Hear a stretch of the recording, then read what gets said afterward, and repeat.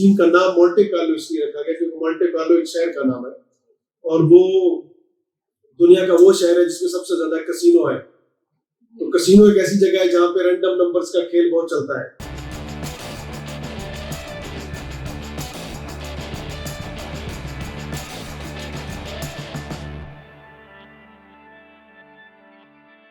Linear accelerator और कुबाल 60 के quality assurance protocol में कितना फर्क है, क्या डिफरेंसेस है, यानी कौन सी ऐसी चीज है जो लीनियर एक्सेलरेटर में डेली आपको करनी है और कौन सी कुबाल में डेली करनी है, और क्या वो डिफरेंट है या एक जैसे है, क्योंकि दोनों मशीनों की नेचर इस तरह से डिफरेंट है। कुबाल 60 आपको गैमा रेडिएशन देता है और एक single energy 1.25 mega electron volt, लेकिन लीनियर एक्सेलरेटर के अंदर बहुत सारी एनर्जीज हैं। अगर इलेक्ट्रॉन है तो आमतौर पे इलेक्ट्रॉन की 4 से लेकर 24 MeV से मेगा इलेक्ट्रॉन वोल्ट से 20 मेगा इलेक्ट्रॉन वोल्ट तक आपके पास 6-8 एनर्जीज हैं। इसी तरह अगर उसमें एक्सरे है तो उसकी 2 एनर्जीज होती है, कहीं 6 और 15, कहीं 6 और 18, या कहीं सिंगल मॉड भी हो सकता है। तो what is the difference in the quality assurance parameters और the protocols for the linear accelerator and the cobalt 60?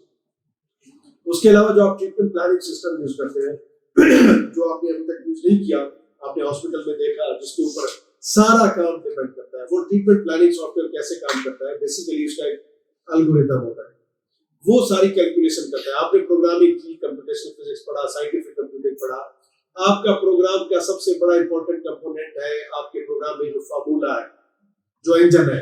आप उसमें कुछ पैरामीटर्स इनपुट देते हैं और कुछ पैरामीटर आउटपुट मांगते हैं, लेकिन वो इनपुट को आउटपुट प्रोसेस करने के लिए जो बीच में फंक्शन होता है, जो इंजन होता है, वो फार्मूलाज होते हैं जो आपने वहां पे अप्लाई किए होते हैं, and that is the algorithm.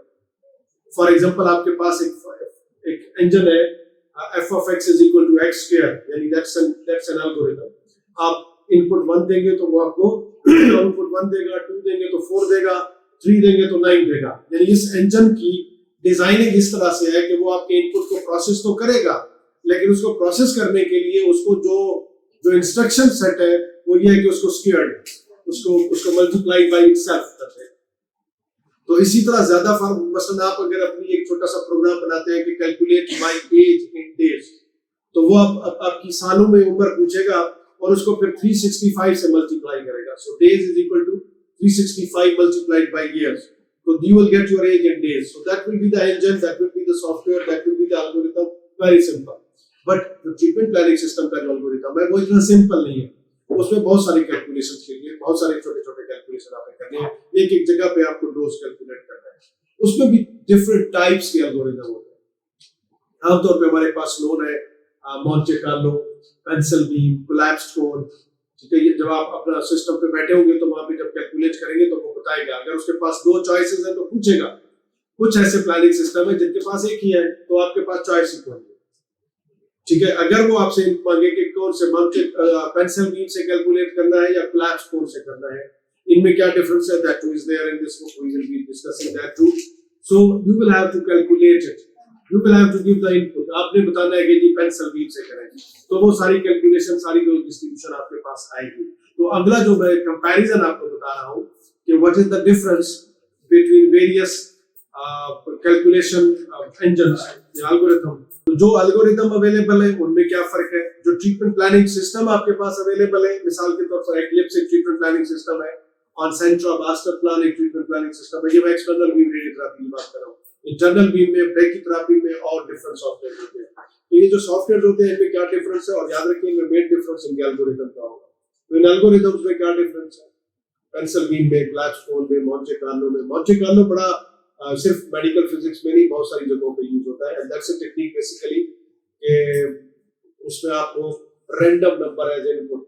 Monte Carlo जो सिमुलेशन की बात करते हैं, मॉन्टे कार्लो कैलकुलेशन की बात करते हैं, ये इस स्कीम का नाम मॉन्टे कार्लो इसलिए रखा गया क्योंकि मॉन्टे कार्लो एक शहर का नाम है और वो दुनिया का वो शहर है जिसमें सबसे ज्यादा कसिनो है।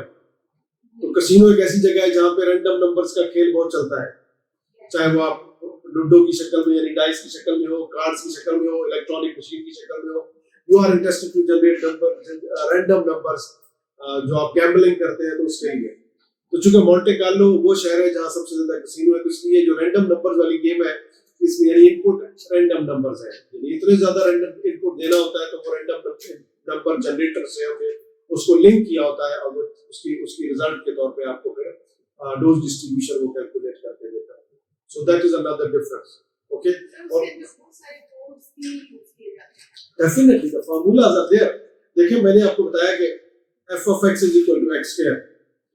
अब वो आपसे आप प्रोग्राम रन करेंगे, वो कहेगा प्लीज एंटर ए नंबर. आपने 4 एंटर किया, उसने 16 दिया. 4 आपने एंटर किया, फिर थोड़ी देर बाद दोबारा रन करें, वो कहेगा एंटर ए नंबर. आपने एक और नंबर एंटर किया, या फिर आप एक लूप लगा लें, आप कहेंगे 1 से 10 तक का स्क्वायर मुझे चाहिए, 1 से 100 तक का चाहिए.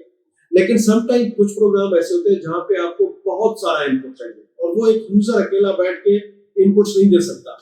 तो आप उसका जो इनपुट है वो किसी जगह से, हमारे पास जो प्रोग्राम हम करते हैं, हम समटाइम इनपुट किसी फाइल में स्टोर करते हैं एक्सेल में कि यहाँ से इनपुट उठा लो. ठीक है, अच्छा एक्सेल में भी फिर आपको किसी कॉलम में इनपुट रखना पड़ेगा. अब मैं चाहता हूँ एक्सेल में इनपुट भी रखूँ ना, वहां पे एक फार्मूला दे दूं. मतलब एक्सेल में एक फार्मूला है RAND, आगे ब्रैकेट्स, रैंडम नंबर जनरेटर. आप एक्सेल में अगर लिखें इज इक्वल टू RAND और ब्रैकेट डालें, एंटर करें, वो आपको 0 से 1 तक एक रैंडम नंबर जनरेट करके देगा और हर दफा डिफरेंट होगा. तो रैंडम नंबर जनरेटर्स होते हैं. रैंडम नंबर जनरेटर के साथ इनपुट को लिंक कर दे. अगर उसको 1 मिलियन इनपुट चाहिए तो वो उसको 1 मिलियन रैंडम नंबर जनरेट करके देगा. ठीक है, और अच्छा ओके, दैट्स ग्रेट. तो अब अगला लेक्चर आपने देना है उसके बारे में. अच्छा ठीक है. मेरा था जो सोर्स था वो था यूट्यूब ना. ओके, तो उसके पैरामीटर्स फाइंड करके तो दैट्स वेरी इंटरेस्टिंग. हम अगले लेक्चर में कुछ मैं आपको एक एग्जांपल दूंगा क्योंकि आमतौर पे एक सवाल उठता है कि रैंडम नंबर्स पे कितना एतबार हो सकता है. ठीक है ना, तो उस एतबार को कंफर्म करने के लिए हमारे पास 2-3 ऐसे एग्जांपल्स हैं, प्रैक्टिकल मैं आपको दिखाऊंगा. ठीक है, तो वो हम करके देखेंगे और आप देखेंगे कि रैंडम नंबर बड़े मजे से काम करते हैं. बहुत सारे रैंडम फिनोमेना है. अच्छा, एक बड़ा मजेदार है कि कंप्यूटेशनल फिजिक्स पढ़ते हैं तो वहां पे एक होता है बर्थडे प्रॉब्लम. अब हमारी तादाद इस वक्त चूंकि कम है, उसमें ये होता है कि अगर आप 50 लोग कहीं बैठे हैं, कोई रैंडम 50 लोग हैं, आप लोगों की बर्थडे पता करें तो 2 लोगों की बर्थडे कम से कम सेम होगी. और ये मैंने हर साल हर क्लास में एक्सपेरिमेंट करके देखा. BS की क्लास में जहाँ 40 से 50 के लोग होते हैं, कभी ऐसा नहीं हुआ कि 2 ऐसे ना मिले हों जिनकी सेम बर्थडे हो. साल के दिन तो 365 होते हैं, लेकिन जब आपके पास 45 से 50, 55 पे 98% होती है probability to find 2 people. If you are 55 people of 55, a group of 55 people, random people, you ask for the birthday, you will find that the birthday of 2 people is similar. Abrar आपको याद होगा, आपने क्लास में किया होगा, if you remember, हमने हर class में experiment किया और हमें 2-3 पेयर ऐसे मिले जिनकी बर्थडे सेम थी. 1 नहीं 2, कभी-कभी 3 भी ऐसे हैं. यहाँ पे तो लोग हम कम बैठे हैं, वीकेंड आगू लग रहे हैं. अगर आप 12 से 15 और लोग पकड़ के लाए तो हम अभी ये चीज कंफर्म कर सकते हैं. among 50 or 55 people, the probability to find 2 people having same birthday is 98%. So anyway, these are some comparisons which were supposed that you people will be looking into details of these kind of the things, and that is just an example. We will extend this comparison. We will end this exploration. We will extend it more. That whatever is written in this book, that is not obvious, that is not absolute. There are still chances to improve it, and you people and we people are responsible to have some critical analysis, so that because this was believed by the physicists, in early 90s, in 1880, that the physics is almost discovered, but suddenly the modern physics appeared, and the main work was done from the Cambridge University in that area. There were so many different kind of the principles, new formula, new principle, and new theories were presented by the scientists, and that was the start of the modern physics. That was the start of the new physics, and the journey still continued. So that start ended. So that was the modern physics, or the basic physics, or the fundamental physics. But what we are talking about, this medical physics, particularly the radiotherapy, this too will definitely not be the same in the next 10, 20, 30 years. And that is what I have asked from you people in the previous assignment, that keeping in view the trend we have settled, we have seen in the last 100 years, how will you predict the future of the radiation therapy? What you perceive that what will be, what kind of the more advantages or what kind of the more benefits we will be getting till 2050 and 2060 or so. That too is a question for you people, and that you have responded as well in your assignments, I guess. So you will have to respond on these questions as well, which I have recently asked in this lecture. Can you please read the last question? What is the variation in algorithm and?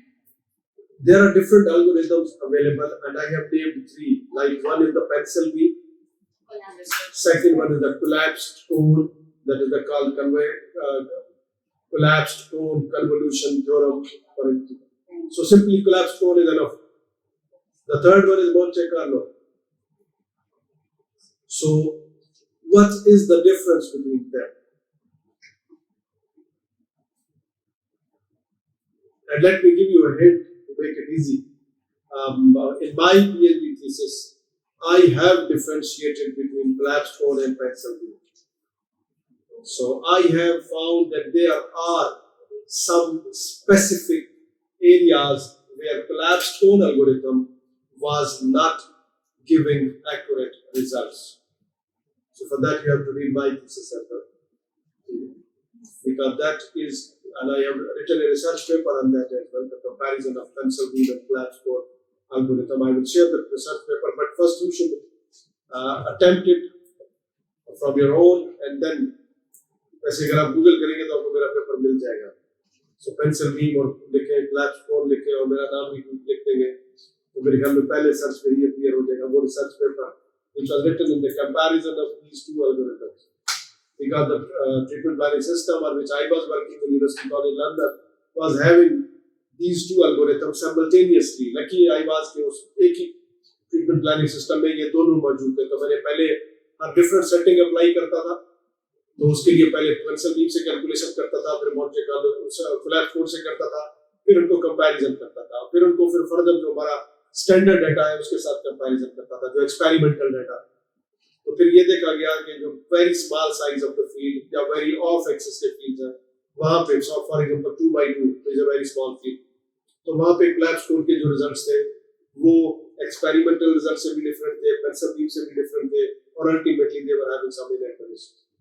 So some inaccuracies have been pointed out in that particular project, and that is not exclusively my thesis. मेरा thesis totally ये नहीं है. उसका एक component ये था कि जो एल्गोरिथम है, क्योंकि मेरा thesis था inaccuracies को तलाश करना, तो मैंने एक inaccuracy को इन algorithms के कंपैरिजन में तलाश की थी. और भी छोटे-छोटे कंपोनेंट उसमें मैंने काम किए. तो एक कंपोनेंट काम का ये था कि जो कैलकुलेशन, मैं अक्सर एग्जांपल देता हूँ कि जिस चीज पे आप रिलाय करते हैं वो कितना रिलायबल है.